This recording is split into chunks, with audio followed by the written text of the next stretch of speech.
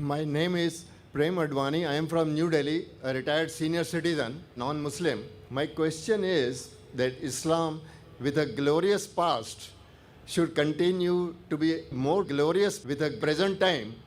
I wish that the Muslims should give more transparency and access to what activities are being conducted from the grassroots level of madrasas and masjids and so on, so that the people should feel what is going on.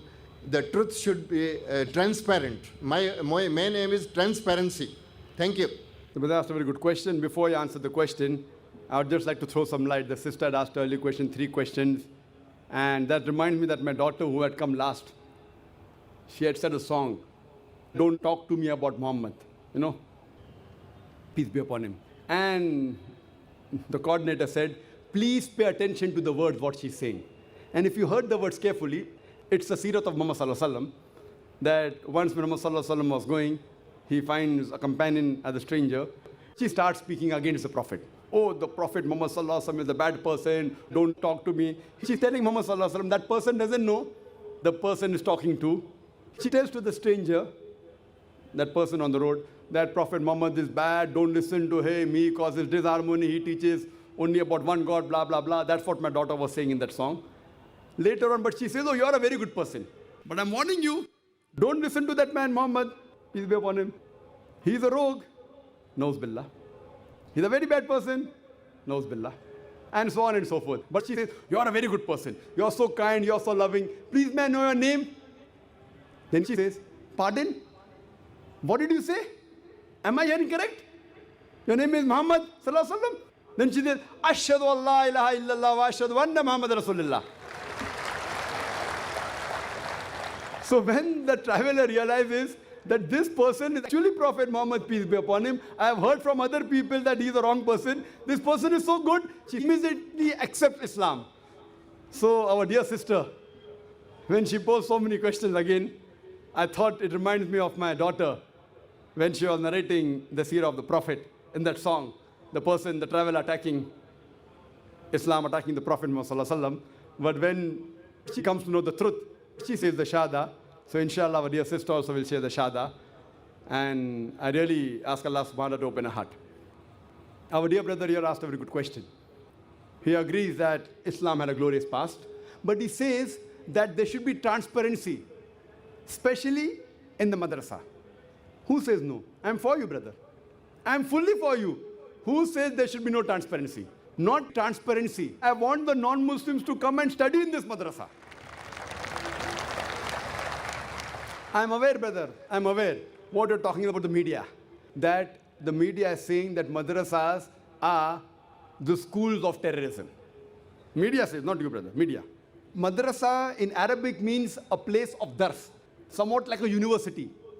You can call it a school, call it a college, or call it a university. But the media portrays as though, if you go to a madrasa, you'll become a terrorist. Media portrays, not you. I am asking, number one person who has killed maximum human beings in the world is Hitler. Which madrasa did he go to? Which madrasa? Which madrasa he went to? See, today, mafia, the top people in the world from Italy and all these smugglers, if you take a survey that all the smugglers, all the top people that go to the jail, if you take a survey, how many people go to madrasa? How many? A small, maybe a couple of %. Majority go to universities. Which university? Modern university. Schools, colleges. So can I say that you should close the school? Can I say close the College of Education, close BA, close BCom, close BSc? No. Because I know I have studied in the school. That school doesn't say that you should rob or you should smuggle. You should go against a country. It is they study in that school, but they are the black sheep of that school. So Hitler also may have gone to the modern education. I'm sure that the school he went to didn't teach him that he should kill 6 million Jews. So what we realize, that these are black sheep. So as a whole, every year in this country, there are thousands of people who are passing from madrasas, from Nadwa, from Deoband, thousands of them. So do you say that they're going and killing people? They're not at all. It is the media which portrays. And now the government wants to go And last year or year before last, they went to Nadwa, imagine. They went to Nadwa and they wanted a search warrant they took out to check. To check what? And Ali Mian Nadwi, Rahimullah, he said, okay, come forward, check. What they found? Nothing. See, once in a blue moon, one in a lakh, one in 100,000, one in a million, maybe a person, after he passes the madrasa, may have been misled. That doesn't mean madrasa teaches that. But a bigger percentage of the students studying from schools, modern education, from colleges, from university, which we get degrees of BA, BCom, engineering, doctor, more of the people doing wrong activities and evil activities. So as far as transparency, brother, I'm for it. No madrasa will ever say that you do not come and check. Our syllabus is open. Even our school. In our school, we are teaching, mashallah, we are teaching comparative studies. My student from my school knows more about Hinduism than average Hindu. He knows more about Christianity than average Christian. He knows more about Islam than an average Muslim, because we pay attention to both of them. So as far as transparency, brother, is concerned, I'm for you, I'm with you, and no one will ever say that you don't come and analyze. Come, but don't blame. Don't come with a negative mind. Come with open mind. You may never know, you may get hidayah. You may come to the truth. Yes, brother. Create an atmosphere of encouragement for non-Muslims to come and learn something and see for themselves. That is what I meant by transparency, so that people should not have suspicion that something wrong is going on, something good is going on. But you should make it transparent. Brother asked a very good question. We should make it transparent for non-Muslim to come and study. Brother, first invitation I give to you and your children, come to IRF. I give invitation to you. See, Islamic Research Foundation has a library. It is one of the most well-equipped libraries, at least in India, of scriptures of different religions.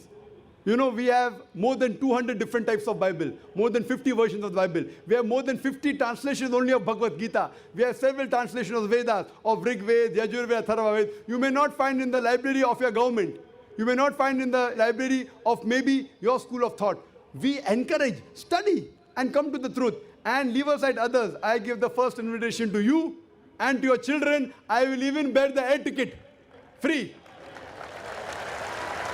Come to IRF and we welcome you. Study and we will learn the truth together, inshallah. Can you, on the microphone? Yes, brother. I wish to thank you that you have taken my suggestion in the right spirit, and I will take opportunity to avail of your offer. Please, just write to us. I'll send you an air ticket, inshallah.